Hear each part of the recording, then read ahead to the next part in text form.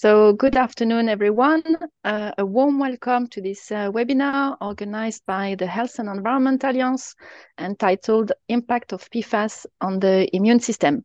My name is Sandra Jen. I'm the program lead for Health and Chemicals at the Health and Environment Alliance.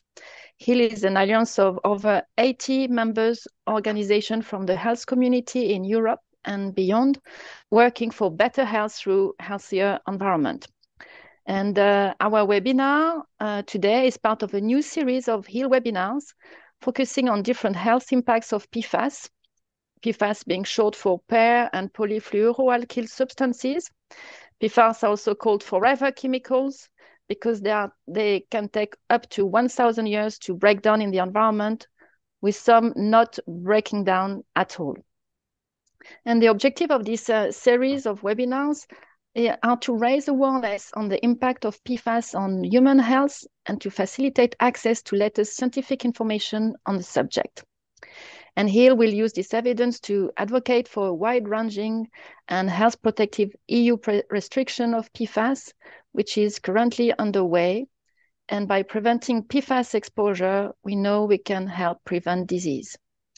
And today, we are very honored to have Professor Philippe Grandjean as guest speaker to present his work on the impact of per and polyfluoroalkyl substances on vaccine responses and the implications for immunity against infectious disease. So thank you, Professor Philippe Grandjean, for being with us today.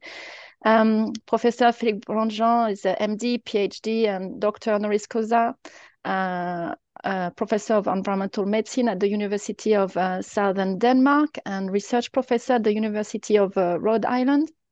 He previously served for 30 years as an advisor on toxicology at the Danish Health Authority and for 20 years as adjunct professor at Harvard School of Public Health.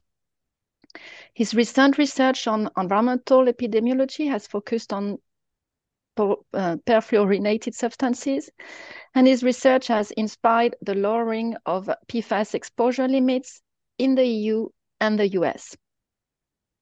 So finally, a few practical information before handing over to Professor Philippe Grandjean. The webinar is being recorded and is planned to last for about 45 minutes, with some time for a few questions at the end. And we will disable the chat during the presentation, and you can ask your questions in the Q&A section. And we will hopefully have a little bit of time at the end to select one or two questions to respond to these questions. So with these words of introduction, I will hand over to Professor Philippe Grandjean. Thank you very much. Thank you, Sandra. It's a pleasure to be here. I'm a great admirer of your work at HEAL. I think you're doing a great job.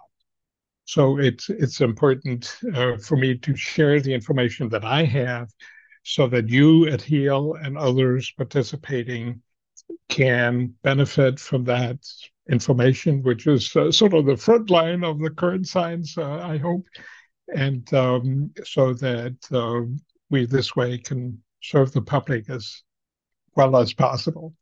I should say that my work on PFAS has been supported by various governmental agencies, including the European Commission. Much of the support comes from the National Institutes of Health in America, and otherwise we're not supported by any private sources. This presentation is, as I said, for the purposes of this seminar.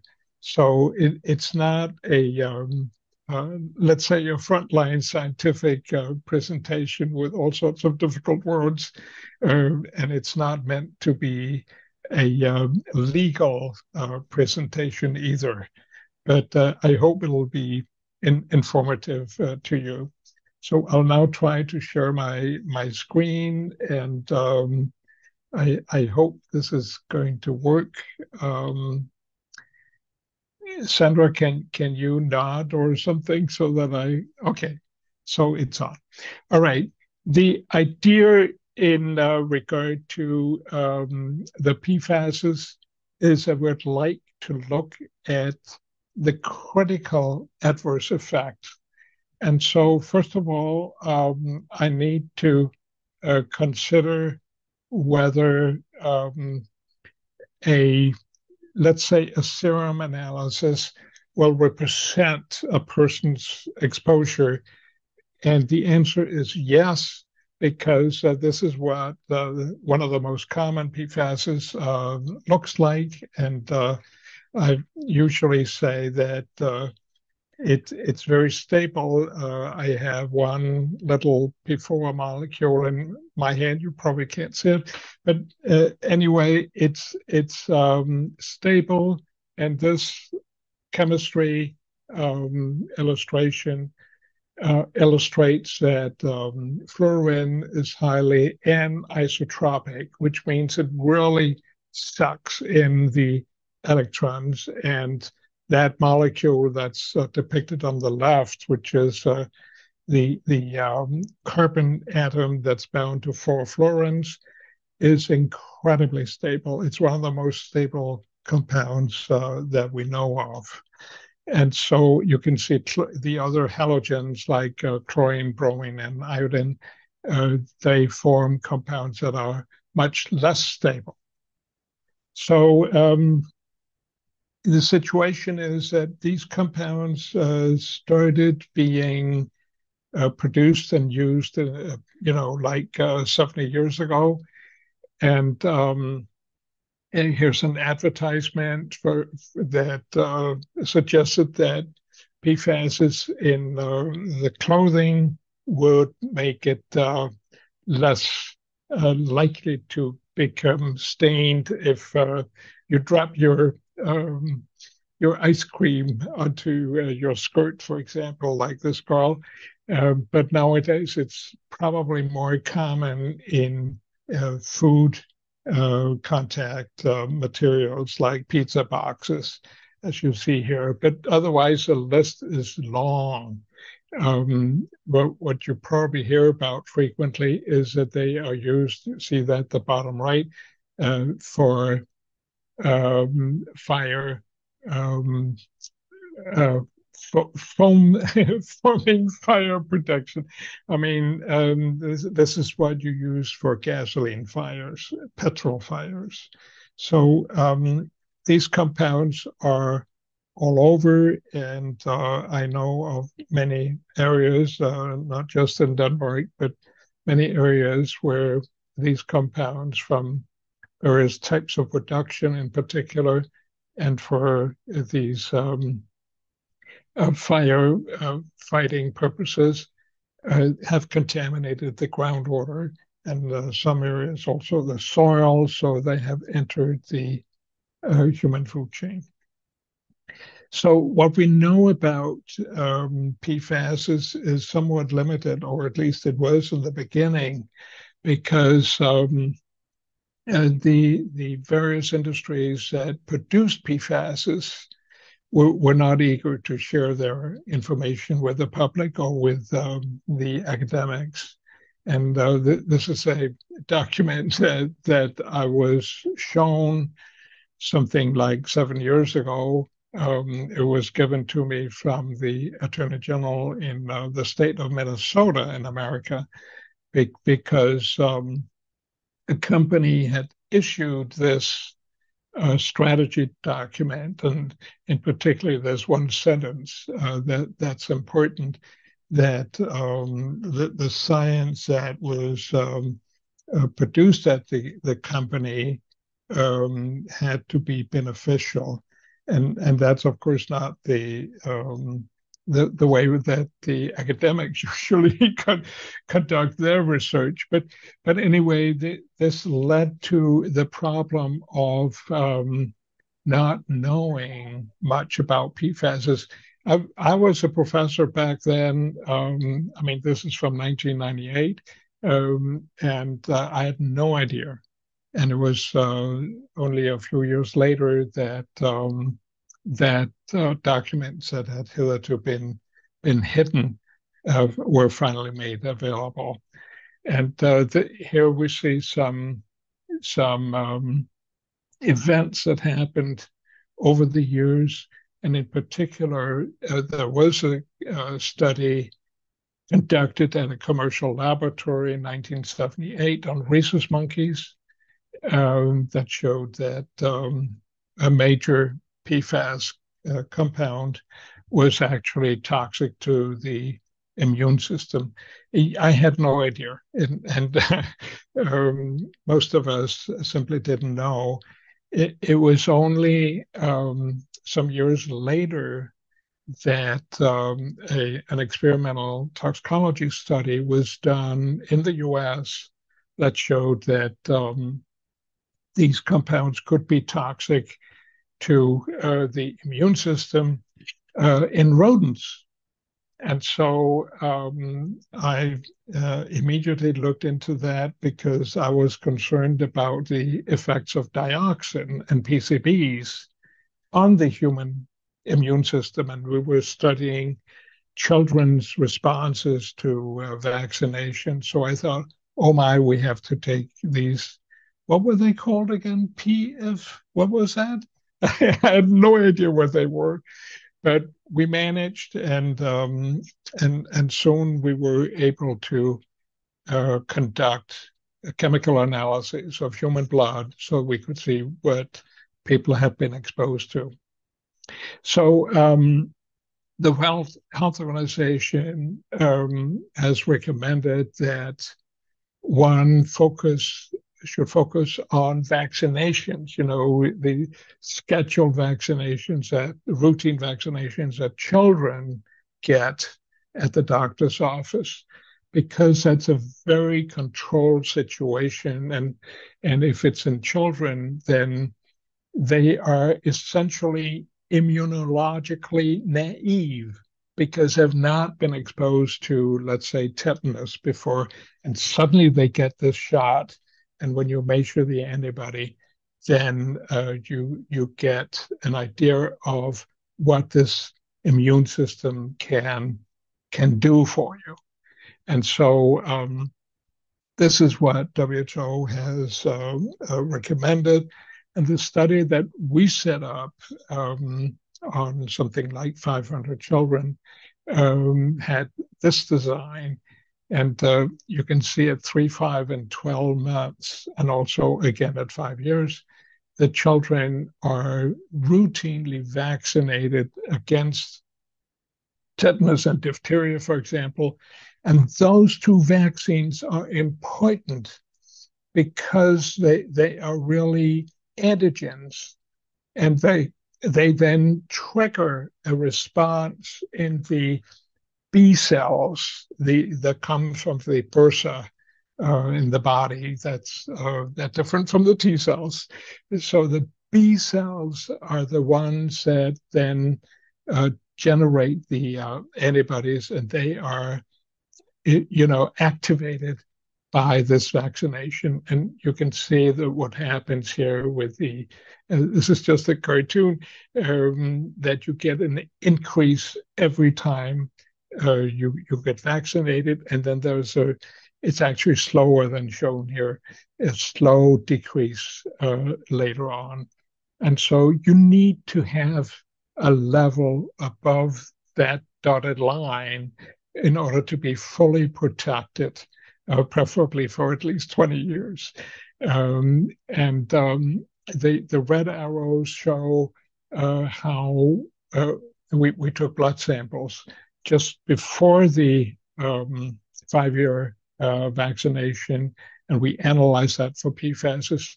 And then again at age 7, where we analyzed the blood, both for antibodies, specific antibodies, and for PFAS. And here's a major outcome. This is what we published actually it's 12 years ago now. But anyway, you can see that we measured this is diphtheria, the specific diphtheria antibody at 7 years. So it's 2 years after the 4th vaccination, the booster vaccination at age 5. And we're still relating that to the PFAS concentration in the child's serum at age 5. That is at the time that they received their most recent vaccination. So we then calculated some statistics, and this is the change in percent of the serum antibody for tetanus here and diphtheria. And this is a p-value for any difference between them. And there's no, as you can see, there's no statistically significant difference. And that has a joint effect on both vaccines and the confidence interval. So the exposure was measured both at age 5 and at age 7, and they're about equally good. There's some slight differences. But then when we look at both of them at the same time, you can see you get a stronger effect. That is, a doubling of the PFAS concentration in serum makes you lose 60% of the concentration of antibody that you should have had you had a lower exposure. So you can see a few doublings, you lose 60%, and 60% of the 40% that's left. That's 24. So then there's only 16% left after 2 doublings. So you can do some calculations on your own, but it doesn't take very much. And then the vaccinations are not protective, at least not for the 20 years that we usually count on, which means that there is a public health issue here that is highly important. So how do we deal with this now? Well, what we normally say is that it's part of the programming effect that's happening during childhood, because, I mean, we're born with an immune system, but the immune system doesn't know what to do, and it has to learn. And it learns in particular during early childhood. And so there is, we call it developmental programming. It also happens, with the liver, etc. And it's particularly important with the immune system. So we're concerned about the prenatal or early postnatal chemical exposures in particular when dealing with those that are toxic to the immune system, because they can affect the programming. And then later on in life, there is this functional maturation. And then when several years later, maybe you have a fully functioning immune system and liver, etc. And unfortunately, if this has not been programmed correctly, then you are more susceptible to developing degenerative changes or even diseases of various kinds. This is also highly relevant in regard to brain functions, as you may have seen from the book I wrote that's called Only One Chance. That is, you only have one chance to develop a brain. You can't catch up later on if the early development went wrong. And the immune system is a little bit like that too. So how do we study this? Well, we gotta get the right measures of the exposure by securing samples. It could be cord blood samples, and we need to make sure that we understand the distribution in the body, and also that we have valid chemical analysis. And then later on, we assess the outcome. And like WHO said, vaccine response it's a very good measure of immune system functions. So you can see that orange arrow in the bottom that sort of illustrates the early life programming and how it may impact life later on.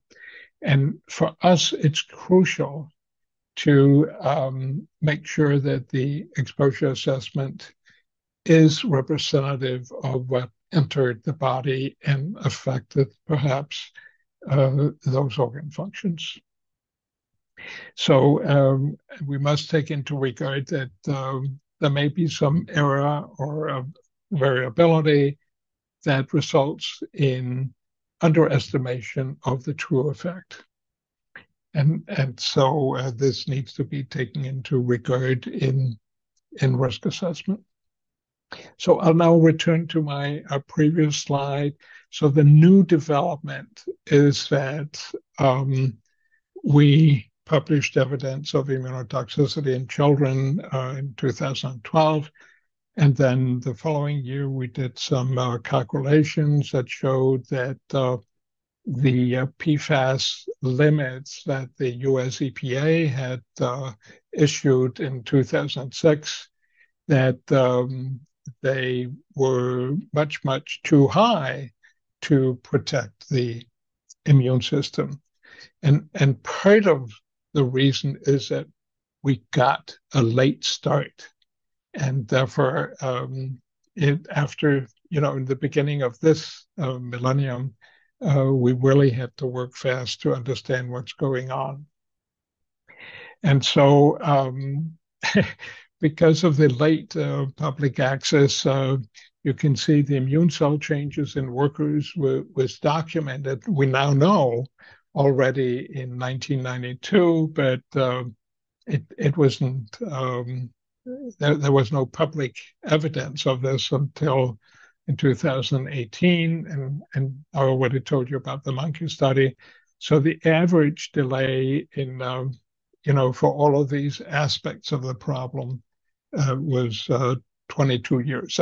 I don't really know many examples of that this has been happening, but I know it has happened in regard to asbestos in the past, that the knowledge was not shared publicly.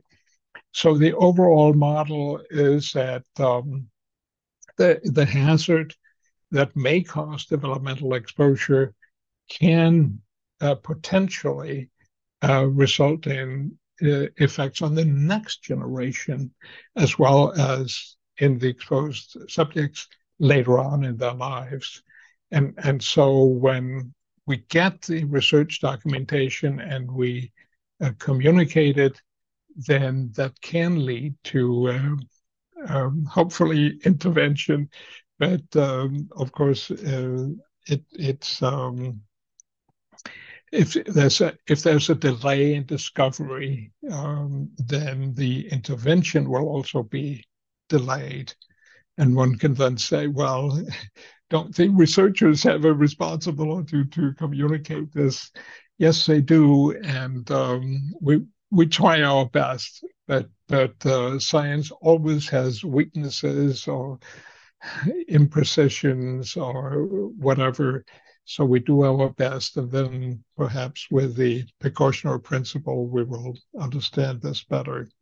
One of the problems is that the studies I've just talked about on the immune system in children, those studies have not been paralleled by studies in adults, at least not as clearly. And let's say the controversy was particularly strong during the COVID-19 pandemic. And you may recognize the name of Tony Fauci, who was the advisor of the American president. The studies that have been done on COVID-19 vaccinations have not shown clear results of that indicate that PFAS exposure weakens the immune system. But part of the reason is that adults have already been exposed to similar viruses over time. I mean, I have tested positive for COVID-19, but I never became sick. But that means that my immune system has already been triggered. And so when people are being vaccinated, and we're trying to figure out how do they respond. They respond from different levels of prior immunity. And so we tested that in a study that Amelia Timmerman just published with us. And we showed that if you just look at the first COVID-19 vaccination and try to relate it to PFAS exposures, you get variable results. But what we then did was to look at the second controlled vaccination. Here it comes. And then you can see they're all negative. And obviously the confidence intervals are wide, but the p-values are now pretty low. They didn't get below 0.05, but because all of them point in the same direction, I think that this is very telling. So in this situation, we now think that the adults are also affected. It's less easy to show in practice, but I'm sure that this study here does represent a clear effect.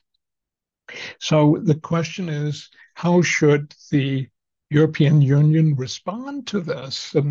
And you may remember that there's a regulation that talks about contaminants, and this is what the regulation says verbatim. And we need to keep those contaminant levels low. We need to control them, and we need to protect public health. But the problem is that the way that this is phrased in European Union language is like what you call unacceptable, and what is as low as can reasonably be achieved.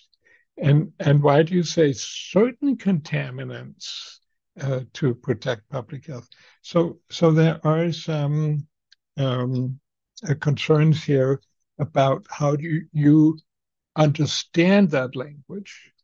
And that is probably also reflected in what the agencies do, and particularly the European Food Safety Authority. But I'll get back to that in a moment. So the immunotoxicity is relevant because we also know it's not just the vaccine responses, it's also because the elevated PFAS exposures are associated with greater risk of infection. The parents have to stay home because the child is sick, greater use of antibiotics, and greater risk of hospitalization.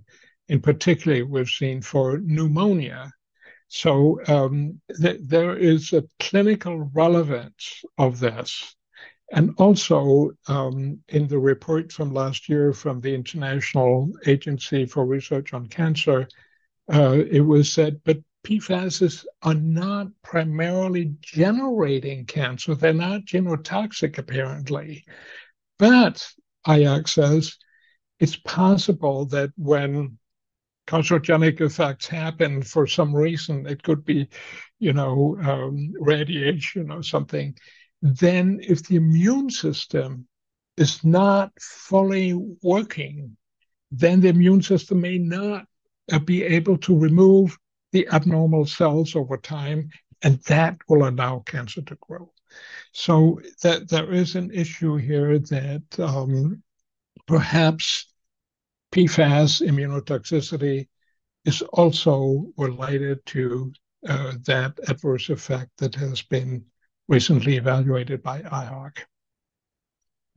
So EFSA looked at the major PFASs, and they didn't want to rely on our study because we had too many points in our plot. So they couldn't extract the individual data. So they had to choose a smaller study, and that was from Germany. It was a very good study, but it was smaller, less statistical certainty.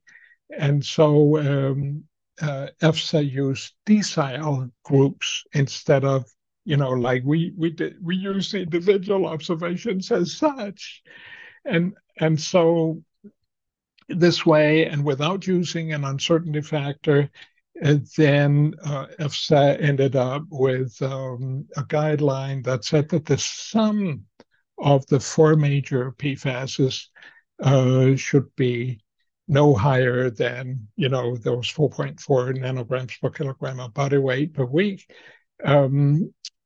which corresponds to 2 parts per trillion in drinking water, 2 ppt. Okay? So then the United States EPA 2 years later carried out their risk assessment for the same compounds, and they used what's called benchmark dose calculations. That's a default procedure with the United States Environmental Protection Agency, and they also applied a tenfold uncertainty factor. And a higher water intake than EFSA used. And here's a result for the 2 major PFASs. They were looked upon individually, not just the sum of like EFSA did. And you can see that PFAS is not, the limit for PFAS is not 2 ppt. It's 0.02, which is 1/100th of the EFSA limit. And PFOA is even 5 times lower than that. So I think EFSA has a problem in having done, like, say, I'm sorry to say this, but I think it's a more superficial analysis. I've told them at EFSA, and they have not been willing to respond. So I hope that EFSA will respond so that the high limit that they recommend can be lowered in accordance with the science. So we are at this point now because we had some misunderstandings in the past. We thought that placenta would protect the fetus, and it doesn't. These industrial compounds penetrate very easily. And so, therefore, we sort of had a communication problem that sort of delayed our responses to the science.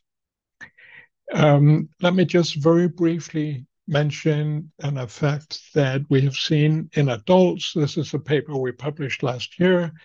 It was done in, I've forgotten, 6 or 7 European countries in adults who had obesity, and which was very common in North America, in Europe.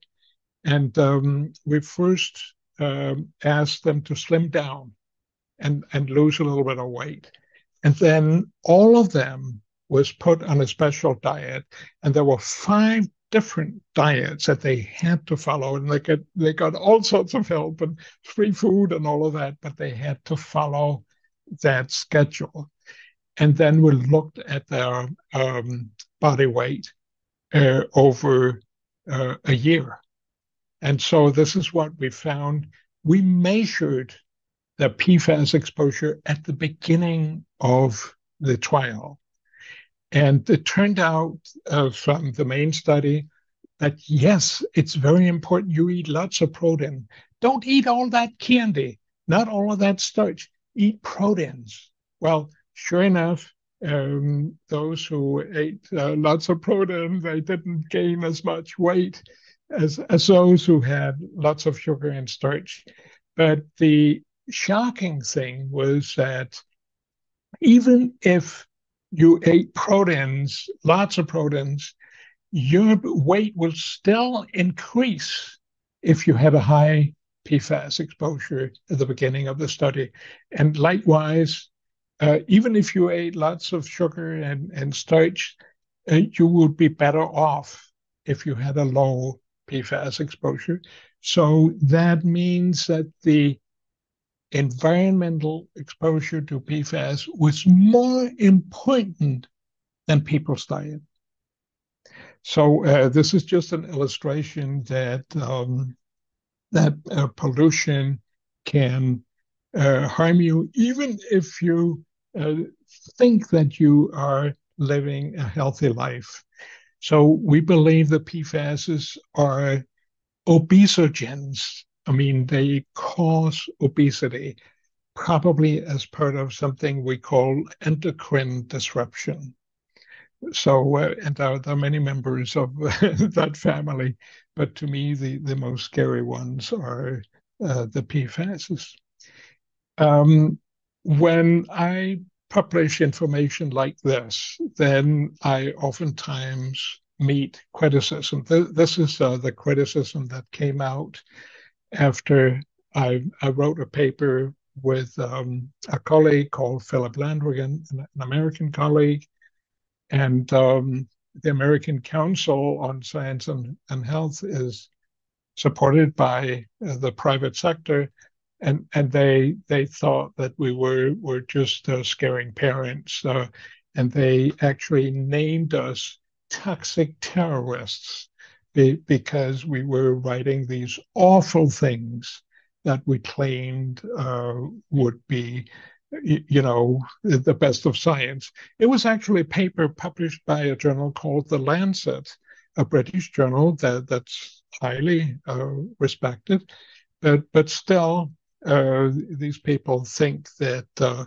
we were toxic terrorists. And I'm sorry if I've scared you, but I have to say sometimes we need a little bit of concern in order to gain all of our energy to try to make this a better world to live in. So here's my last slide. This is from the United States in 1978 when there was severe contamination of an area in the northern part of the state of New York called Love Canal. And I must say, I understand this boy's concern, and I side with him, and I side will heal. Thank you very much.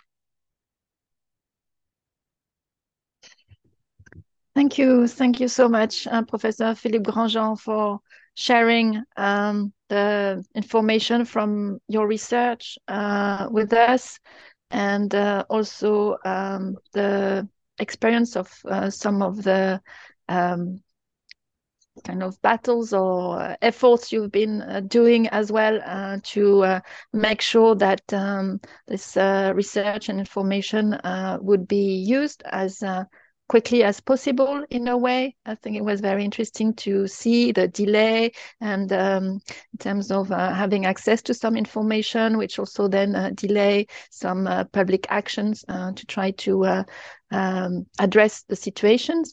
And since we have a few minutes left, I'd like to take some questions from the Q&A, and some of them are actually referring to this issue of access to information and delay to be able to act.